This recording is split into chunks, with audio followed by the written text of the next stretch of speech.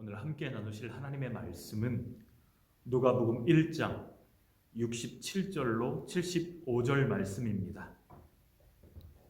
우리 함께 이 말씀을 읽도록 하겠습니다. 그 붙인 사가랴가 성령의 충만함을 받아 예언하여 이르되 찬송하리로다 주 이스라엘의 하나님이여 그 백성을 돌보사 속량하시며 우리를 위하여 구원의 뿔을 그 종 다윗의 집에 일으키셨으니 이것은 주께서 예로부터 거룩한 선지자의 입으로 말씀하신 바와 같이 우리 원수에게서와 우리를 미워하는 모든 자의 손에서 구원하시는 일이라. 우리 조상을 긍휼히 여기시며 그 거룩한 언약을 기억하셨으니 곧 우리 조상 아브라함에게 하신 맹세라. 우리가 원수의 손에서 건지심을 받고 종신토록 주의 앞에서 성결과 의로 두려움이 없이 섬기게 하리라 하셨도다. 아멘. 오늘은 그림 이야기로 말씀을 시작하고자 합니다. 제가 정말 좋아하는 그림이 하나 있습니다. 그 그림은 고흐의 별이 빛나는 밤에입니다. 밤에 시골 마을을 그려놓은 예쁜 그림. 아마 여러분들도 어디선가 한 번쯤은 보셨을 것입니다. 그런데 제가 이 고흐의 별이 빛나는 밤에를 좋아하는 이유가 있습니다. 화가가 자신을 작품 속에 투영시킬 때가 있는데 마치 고흐가 이 그림을 그릴 때에 자신을 이 그림 안에 담아놓았다는 것을 발견하게 되었기 때문입니다. 불이 꺼진 교회당, 어둠이 내려앉은 밤 시골 마을 집집마다 불빛이 새어나오고 있지만 유독 교회당은 불이 꺼져서 어두운, 그러나 화폭 정중앙 가운데에 있는 그 교회당이 고흐 자신의 모습과 같다는 생각을 하지 않았을까. 젊은 날에 신학 공부를 하였고 하나님을 위해서 자신의 삶을 던지겠다고 타이티 마을로 들어갔지만 소망이 끊어진 것 같은, 마치 불이 꺼진 교회 같은 자신을 발견하며 하나님 앞에 몸부림치는 그 고흐의 모습들을 상상해 보게 됩니다. 교회당의 불은 꺼져 있지만 별이 빛나는 밤에가 고백하는 내용은 무엇이죠? 밤하늘에 빛난 별들과 달, 그 밤하늘에 빛나는 모든 것들이, 하나님 지으신 모든 것들이 하나님의 영광과 아름다움을 드러내고 있습니다. 교회당, 불 꺼진 교회당은 작지만 별이 빛나는 밤, 그 별들과 달들은 너무나 크게 그려져 있는 그 그림이, 저는 그 그림 속에서 하나님의 은혜를 보게 됩니다. 하나님의 은혜가 얼마나 큰지를 다시 한번 생각하게 됩니다.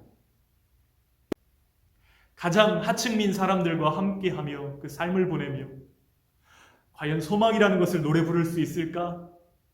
답답한 현실 가운데 하늘을 올려다보면 여전히 밝게 빛나고 있는 그 하나님의 은혜, 그것을 그림의 소망으로, 자신의 기도로 담아낸 것 같아서 저는 그 그림을 볼 때마다 너무나 감동이 되고 또 기도하게 되는 작품입니다. 새해 여러분의 소망은 무엇입니까? 저는 아기를 가질 수 없는 가정, 그 가정의 아픔을 본 적이 있습니다. 정말 새벽에 나와서 하나님께 기도할 때도 하나님 하고 다 말을 잇지 못하고 눈물 짓는 그 기도의 제목, 밤중에 하나님 앞에 나와서 기도할 때도 하나님의 이름을 부르면서 간절히 기도하는 그 기도의 제목은 제게도 아이를 주세요 라는 것입니다. 그런데 인공 수정을 하기 위해서 배란을 유도하는 주사를 맞는 모습을 보면 억지로 생리 주기를 바꾸고 몸의 컨디션을 만들어야 되기 때문에 그 몸이 얼마나 힘든지 몸이 많이 붓고 아파하는 모습들을 많이 보았습니다. 인공수정을 하는데 돈도 엄청나게 많이 들고 또 게다가 성공 확률은 낮습니다. 여러분, 그런 시간이 길어질 때 도전하고 실패하고 또 도전하고 실패하고 이런 시간이 길어질 때 소망의 불이 꺼져가는 것들을 보는 그 마음, 당사자의 마음은 훨씬 더 어려웠겠죠. 불이 꺼진 것 같은 그 아픔이 느껴질 때가 있습니다. 그런데 중요한 것은 우리의 삶은 끝날 때까지 끝난 것이 아닙니다. 인생의 그 어느 순간에라도 예수 그리스도를 만나면 거기서부터 다시 시작되는 것이 우리의 진짜 삶인 것이죠. 하나님의 은혜가 임하면 늦었다고 생각한 그때가 최선의 때로 변화되는 것, 소망이 시작되는 줄 믿습니다. 우리 청소년들과 그리고 우리 청년들과 새해 첫 시간에 함께 나누기를 원하는 것, 사가랴의 삶을 통해서 발견하기 원하는 것은 우리의 소망이 어디서 오는가 하는 것입니다. 세상 어디를 보아도 소망을 발견하기 어려운 시대를 살아가고 있습니다. 그러나 우리가 고개를 들어 하늘을 바라보면 여전히 신실하게 약속을 지키시는 하나님, 구원의 소망은 하나님께로부터 온다. 이것이 오늘 우리가 함께 읽은 본문의 핵심적인 내용입니다. 여러분, 사가랴는 누구입니까? 사가랴에 대한 이야기는 누가복음에만 기록되어져 있습니다. 사가랴는 세례 요한의 아버지입니다. 당시의 규례에 따르면 제사장들은 24반열로 되어 있고 그 각 반열은 4개에서 9개의 가문으로 구성이 되어 있는데 이 사가랴의 가문은 8번째 아비야 반열의 제사장이었습니다. 각 반열은 한 해에 2번씩 돌아가면서 안식일에서 다음 안식일까지 한 주간 동안 성전에서 직무를 수행하는데 제사장들 숫자가 너무나 많은 거예요. 때문에 제비를 뽑아서 선택된 제사장들만이 아침과 저녁으로 분향할 수 있었습니다. 그런데 아직 아이를 갖지 못한 제사장, 성경의 규례를 따라 볼 때 이 제사장은 정말 사회적인 수치를 가지고 있는, 어찌 보면 하나님께 저주를 받았다고 생각할 수도 있는 그런 어려움 중에 있었기 때문에 하나님의 성전에서 봉사할 수 없는 이유가 충분했음에도 불구하고 당시에 그런 규정이나 이것들이 얼마나 엄격하게 지켜지지 않았는지는 모르겠지만 사가랴에게 분향할 수 있는 기회가 돌아오게 된 것입니다. 사가랴 당시의 상황을 살펴볼 필요가 있겠습니다. 당시의 상황은 하나님의 계시가 사라진 것 같은 시간, 구약 말라기 선지자로부터 예수님이 오시기까지 약 400년 동안의 기간, 하나님은 그 어떤 선지자를 통해서도 말씀하지 않으십니다. 하나님의 계시가 사라진 침묵의 시간, 그것이 400년이나 되었습니다. 자그마치 400년입니다. 영적으로 얼마나 어둡고 얼마나 힘든 상황이었을까요? 당시에 이두메 사람이었던 헤롯이 로마의 앞잡이로 왕권을 손에 쥐고 온갖 악정과 부패로 이스라엘을 다스리던 그때에 이 분부왕 헤롯에게 빌붙어서 종교 지도자들은 자신의 부와 권력을 유지했습니다. 여러분, 정권과 결탁한 종교 지도자들이 어떻게 하나님의 음성을 들을 수 있겠어요? 하나님의 음성이 희귀하고 소망이라고는 찾아볼 수 없었던 그때에 하나님의 천사가 사가랴에게 나타난 것입니다. 400년 동안 어떤 계시도 없었는데 하나님의 천사가 분향하던 사가랴에게 갑자기 나타났단 말이에요. 사가랴의 마음이 어땠을까요? 너무나 놀랍고 무서웠을 것입니다. 천사가 사가랴에게 말합니다. 무서워하지 말라. 너의 아내 엘리사벳이 아들을 낳을 것인데 그 이름을 요한이라고 하라. 그러나 실상 이 사가랴의 그리고 엘리사벳의 상태는 몸이 너무나 늙어서 아기를 가질 수 없는 상태였습니다. 천사가 지금 말을 하고 있지만 사가랴는 그것을 마음으로 믿을 수 없는, 도무지 믿어지지 않는 그런 상황 중에 천사는 사가랴가 믿지 않음을 보고 21절에 이렇게 말씀합니다. 보라, 이 일이 되는 날까지 네가 말 못하는 자가 되어 능히 말을 못하리니 이는 네가 내 말을 믿지 아니함이거니와 때가 이르면 내 말이 이루어지리라 하더라. 아멘. 그래서 천사의 그 예언처럼 사가랴는 벙어리가 된 채로 성전 봉사를 마치고 집으로 돌아와야 했고, 엘리사벳과 동침하게 되는데 이제 벙어리가 되어서 자그마치 10개월이라는 시간들을 보내게 됩니다.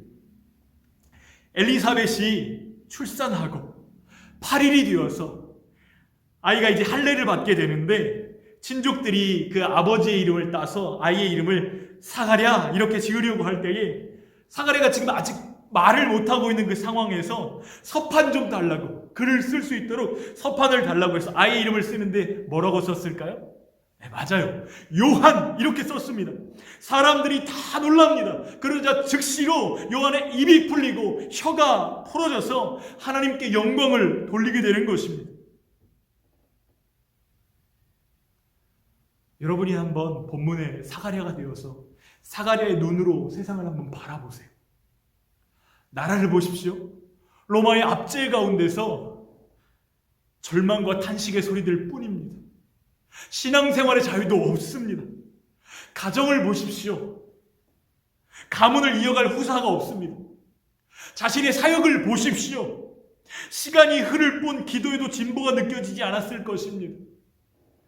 소망을 발견할 수 없었던 그 사가랴가 이제 하나님을 찬양하고 그 입과 혀로 소망의 노래를 부르게 될 수 있었던 그 이유가 무엇이냐, 이 말이에요. 그 이유, 그 원인을 우리가 찾을 수만 있다면, 붙잡을 수만 있다면 우리도 소망의 노래를 부를 수 있지 않을까요? 하나님께서는 오늘 말씀 25절에 사가랴가 붙잡았던 그 비밀에 대해서 말씀하고 계십니다. 우리 25절 말씀을 함께 읽어보겠습니다. 함께 읽겠습니다. 주께서 나를 돌보시는 날에 사람들 앞에서 내 부끄러움을 없게 하시려고 이렇게 행하심이라 하더라. 아멘. 사가랴는 지금 하나님의 돌보심에 대해서 고백하고 있습니다. 여기 돌아보다라는 단어는 헬라어로 에페이덴이라는 단어인데 하나님의 개입하심을 의미합니다. 이 단어는 방문하다라는 뜻을 가지고 있는 에피스캡토마이와 같은 의미를 가지고 있는데요. 지금 사가랴가 고백하는 내용이 무엇이죠? 소망은 내 삶에 찾아오시는 하나님께 있었다는 거예요. 하나님이 나를 돌보시고 하나님이 나를 찾아주시는 것이 내가 소망의 노래를 부를 수 있는 이유라는 것입니다. 이것이 사가랴가 부른 노래의 핵심입니다. 나를 사랑하시고 돌보시는 구속자가 계시다. 여러분, 우리가 부를 노래도 다르지 않습니다. 우리를 사랑하시고 돌보시는 예수님이 우리와 함께 계신다. 예수님이 나와 함께 계시다. 나의 구원이 그에게 있다. 이것이 우리가 진정 노래할 수 있는 이유인 줄 믿습니다.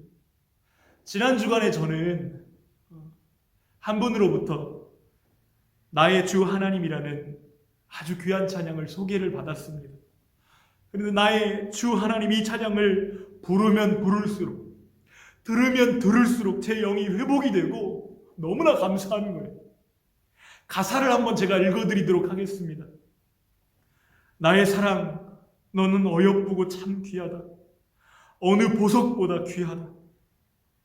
내가 사랑스럽지 않을 때 너를 온전히 사랑하고 너와 함께하려 내가 왔노라. 주의 사랑, 이 사랑은 결코 변치 않아.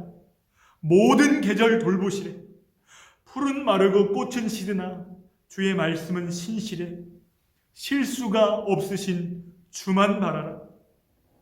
주님의 나라와 뜻이 나의 삶 속에 임하시며 주님 알기를, 주만 보기를 소망해. 거룩히 살아갈 힘과 두려움 없는 믿음 주실 나의 하나님 완전한 사랑 찬양해. 어찌 보면 너무나 당연한 듯 느껴질 수 있는 가사이지만 그 가사의 내용을 하나하나 곱씹으며 묵상해 보면 굉장한 울림이 전해져 옵니다.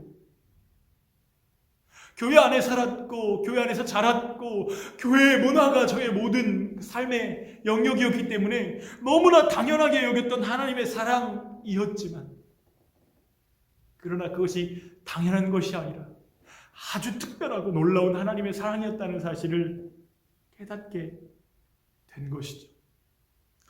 코로나19로 인해서 너무나 변해버린 일상을 우리가 살아가고 있습니다.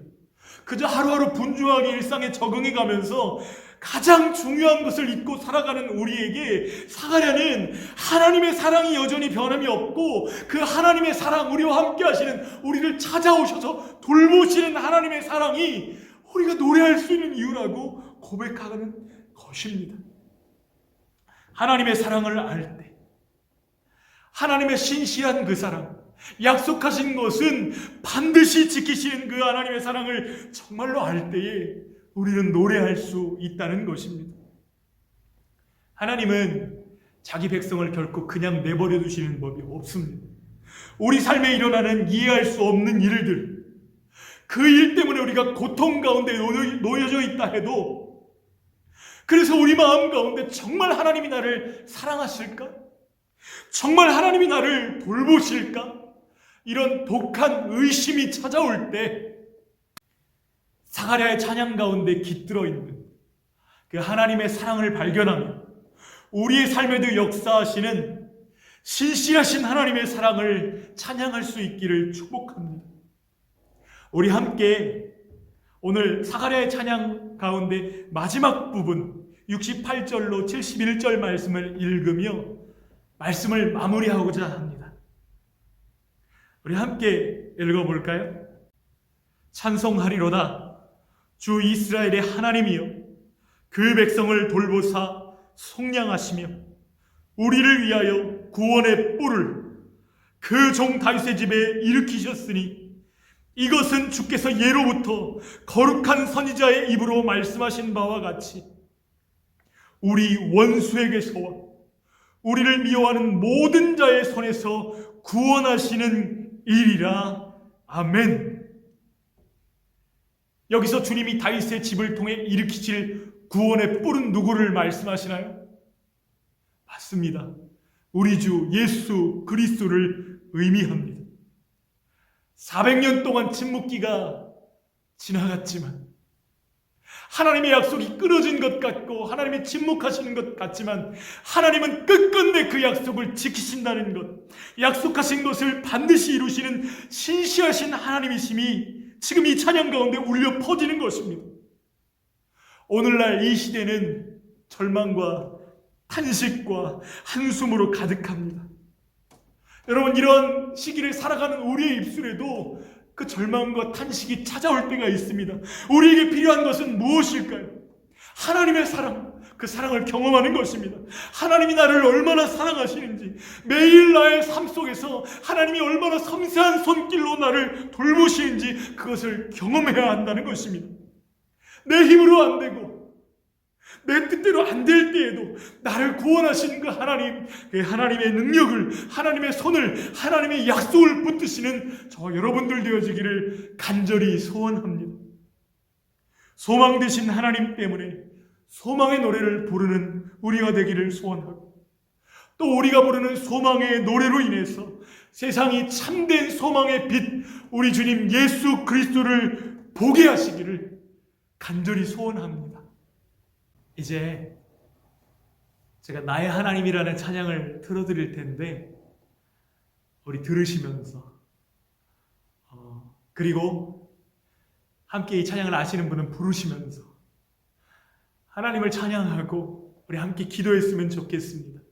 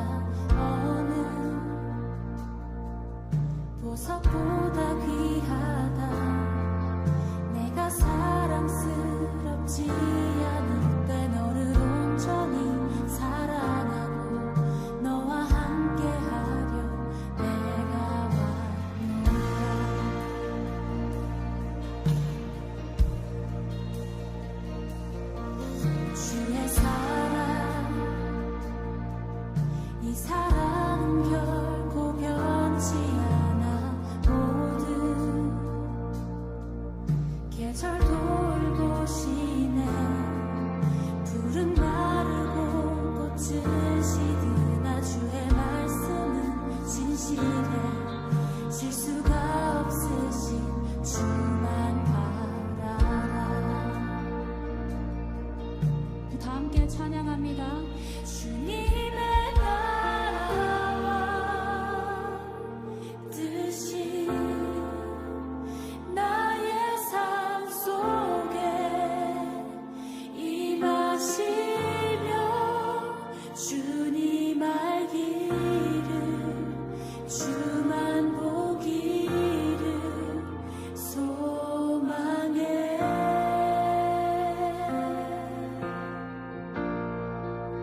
거룩히 살아가 힘과 두려움 없는 믿음 주신 나의 하나님 완전한 사랑 찬양해.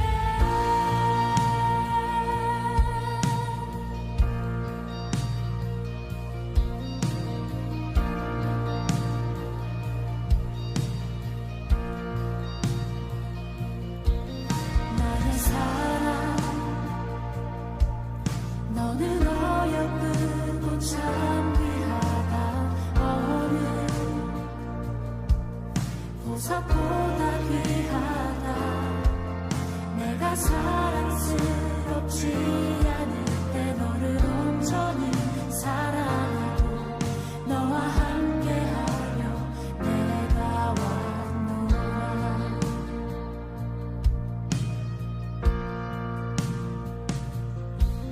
주의 사랑 이 사랑은 결코 변치 않아. 모든 계절 돌보시네. 푸른 마르고 꽃은 시드나 주의 말씀은 진실해. 실수가 없으신 주만 바라라. 주님의 나라와 뜻이 나의 삶 속에 임하시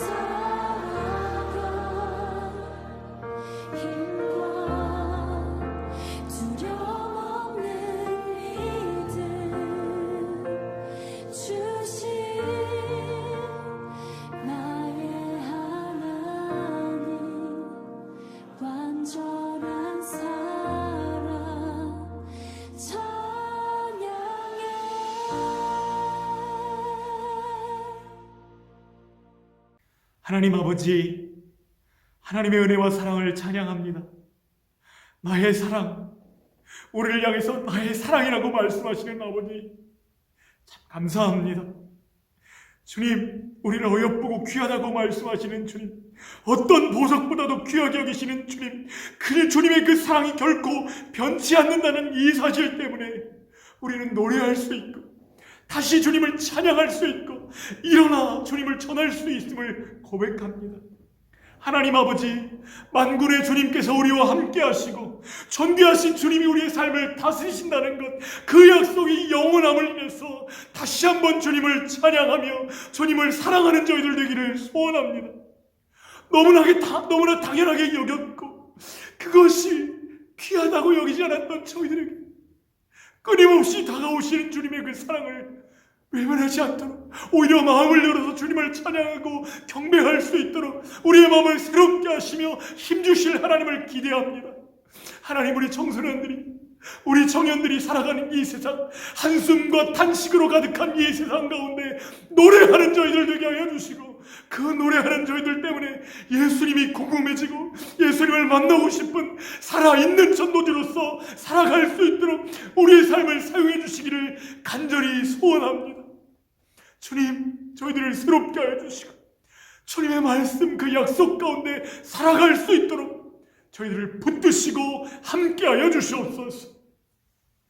지금은 주 예수 그리스도의 은혜와 하나님 아버지의 사랑과 성령님의 교통하심이 어두운 세상 가운데 예수님 때문에 나는 소망의 노래를 부르겠습니다, 이렇게 작정하는 우리 사랑하는 청소년들과 청년들과 그 가정과 교회 위에 지금으로부터 영원까지 함께 하시기를 간절히 축원하옵나이다. 아멘.